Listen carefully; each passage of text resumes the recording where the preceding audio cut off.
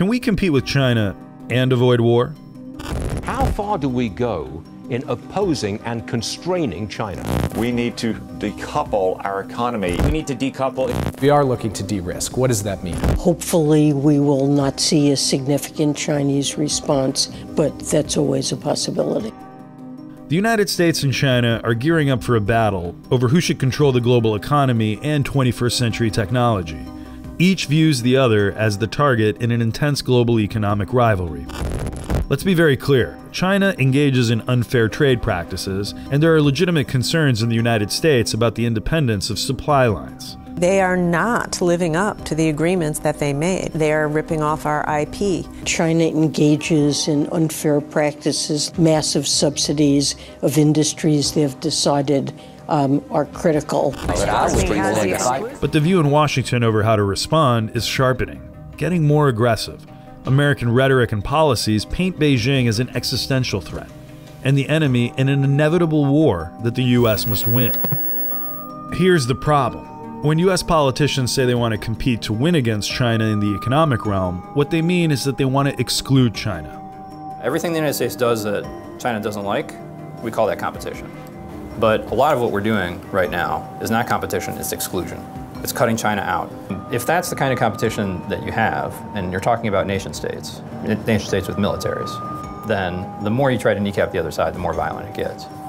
The tech sector is a prime example of this dynamic, where politicians want to give the U.S. advantage while restricting China's access. Given the foundational nature of certain technologies, such as advanced logic and memory chips, we have to maintain as large a lead as possible. It's clear the purpose of U.S. policy is to subordinate China's economy. But exclusionary policies drive a tit-for-tat cycle of escalation. If we could put ourselves in their shoes and see how threatened we feel by the mere prospect that China could do these things to us, when we're doing these very things to China, you can imagine how much anger and resentment that would generate.